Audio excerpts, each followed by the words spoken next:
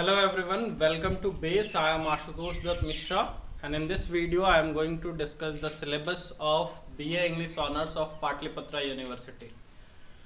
So as you can see, I have written all the syllabus on this board.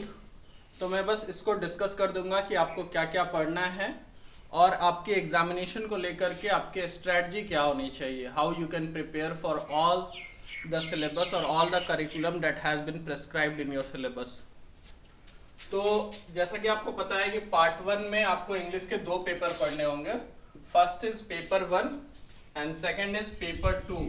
तो जो आपका paper 1 है it is of history of English language and literature and second paper is of British poetry. तो एक paper आपका history of English language and literature का है और दूसरा पेपर आपका ब्रिटिश पोइट्री का पेपर है. History of English language and literature में you have to study from Elizabethan age to Victorian age, which simply means that you have to study from 16th century to 19th century, the entire social, political and most important the literal history of Britain, especially what, when and why, what was happening in Britain at that time, which literary movement were taking place, which are the prominent writers of that age. तो ये 3-4 as में divide करके 16th century से लेकर के 19th century तक के पूरे टाइम पीरियड को आपको, जैसे एलिजाबेथन एज हो गया, फिर उसके बाद जैकोबियन एज आता है, फिर कैरोलिन पीरियड है. तो दीज एजेस आर, फिर एज ऑफ पोप आएगा, फिर विक्टोरियन एज यानी कि मॉडर्न राइटिंग्स.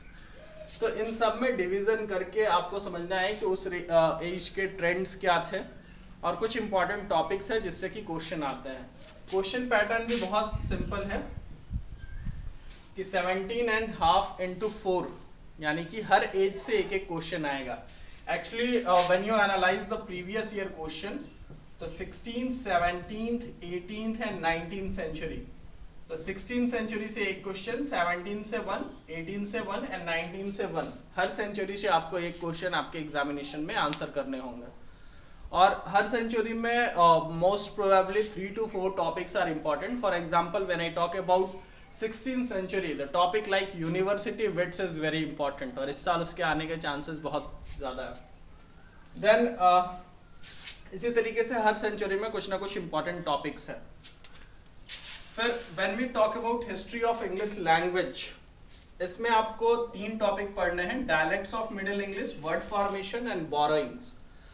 बोरोइंग्स में आपका लैटिन बोरोइंग आपसे पूछा जा सकता है, ग्रीक बोरोइंग्स पूछा जा सकता है और they may ask you some French borrowings और लैटिन लोन वर्ड्स और फ्रेंच लोन वर्ड्स. के बोरोइंग्स का सिंपल सा मतलब ये होता है कि बहुत सारे वर्ड्स जो है वो इंग्लिश लैंग्वेज में दूसरे लैंग्वेज से बोरो किए गए हैं. और जैसे कोई भी लैंग्वेज के जो बिल्डिंग अप की प्रोसेस होती है, एनी लैंग्वेज इवोल्यूशन का जो प्रोसेस होता है उसमें बहुत सारे दूसरे लैंग्वेज से, specially just by the mixture of culture and traditions, क्योंकि इंग्लैंड के आसपास जो सारे कंट्रीज थे उस समय, वहाँ पे फ्रांस, बहुत सारे, जैसे नॉर्मन कन्क्वेस्ट हुआ तो वो फ्रेंच पीपुल थे, वो वहाँ आए और लैंग्वेज पे भी उसका ठीक ठाक इम्पैक्ट पड़ता है. For example Britishers came here and Hindi में ये जो इंग्लिश लैंग्वेज का इम्पैक्ट आज को दिखता है ये आपको 18th सेंचुरी के बाद से शुरू हुआ. Similarly in English we can see the impact of Latin, Greek and French language. तो उस पर आपको नोट्स लिखने होते हैं. वर्ड फॉर्मेशन लैंग्वेज का एक पार्ट है. Simply for example shortening is a kind of word formation. Mathematics को शॉर्ट करके मैथ कर दिया.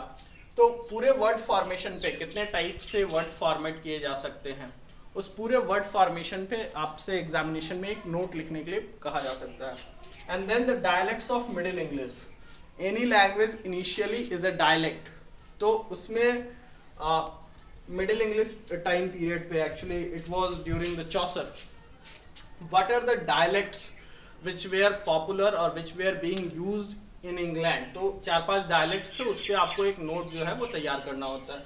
तो these are the 3 topics in history of English language that you have to study. When I talk about the book, अगर आप history language and literature के books की बात करें तो you can go for, I just mention here 2 books. First you can go for W.H. Hudson. एक paper 1 के लिए आप W.H. हडसन की बुक ले सकते हैं.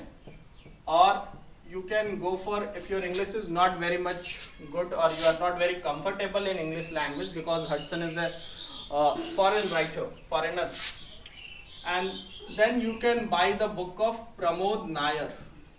अगर आप थोड़े से आसान भाषा में समझना चाहें तो you can go for the book of Pramod Nair. Language के लिए आप बी प्रसाद की बुक फॉलो कर सकते हैं, लिटरेरी टर्म्स की. So for history of English language you can follow the book of B Prasad. I just write here, B Prasad is the author. So you can follow the book of B Prasad. So this is all about paper 1, and if you want to join our coaching and guidance program, we will provide around 20 lectures on paper 1 with the medium of Google Meet. You can contact us at the given number that is mentioned in the description box. Now if I talk about paper 2, जो कि British poetry का paper है, इसमें आपको 5 poet के बारे में पढ़ना है. First is Chaucer, second done, third Milton, fourth pope, fifth Coleridge and six Matthew Arnold. तो इनकी एक एक पोइट्री जो है वो आपको पढ़नी है. फॉर एग्जांपल चॉसर की नन्स प्रिस्ट टेल पढ़ना है. जॉन डन की 3 छोटे छोटे पोएम्स हैं जो आपको पढ़ना है. First is go and catch a falling star. You can go and read the official syllabus on the website of Pataliputra university, अगर आपको ये बोर्ड पे लिखा नहीं दिख रहा हो तो. I just mentioned the names very clearly. Go and catch a falling star. Second is Death Be Not Proud. Third is The Sun Rising. So these 3 poems that you have to study of John Donne. Then you have to study Milton. उनकी एक poetry है Lycidas, एक pastoral elegy इसको माना जाता है. Pope की एक पोएट्री है The Rape of the Lock, mock heroic poem है actually. तो ये आपको पढ़ना है. कॉलरीज की the rime of the ancient mariner और मैथ्यू आर्नल्ड की the scholar gipsy. So these are the poetry that you have to study in paper 2. और इसका जो क्वेश्चन पैटर्न है वो काफी क्लियर है. इसमें आपको 4 क्रिटिकल क्वेश्चन पूछे जाएंगे. दैट इज क्रिटिकल क्वेश्चन का सिंपल सा मतलब ये है. For example they may ask you कि write a note on the rape of the lock as a mock heroic poem, और दे में आस्क यू कि write a note on supernatural elements in the rhyme of the ancient mariner. So these are the kinds of critical question that they can ask you. Explanation, आपसे उस poem का कोई extract जो आपके examination में पूछा जा सकता है और उसको आपको एक्सप्लेन करना होगा. और there is a very interesting topic scansion. बहुत छोटा सा टॉपिक होता है, लाइन को स्कैन करने. जैसे कोई भी एक्सप्लेनेशन आता है उसी में से किसी लाइन को वो बोल देते हैं scan the given lines and it is asked of 4 marks. तो स्कैनसन आपको लिटरेरी पॉइंट ऑफ व्यू से करना होता है. And then they may ask you some definition of literary terms or figure of speech. For example, they may ask you what is personification, what is alliteration, what is metaphor, what is simile. तो इस तरीके के कुछ definitions आपसे पूछे जाते हैं. So this is the basic syllabus of paper 2. And if you want to join our program on paper 2, then you can just call on the given number. We will provide 20 lectures on paper 2 also.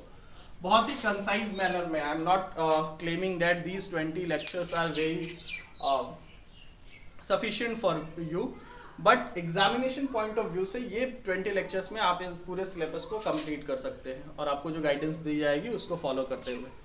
Thanks for watching the video. Have a great day.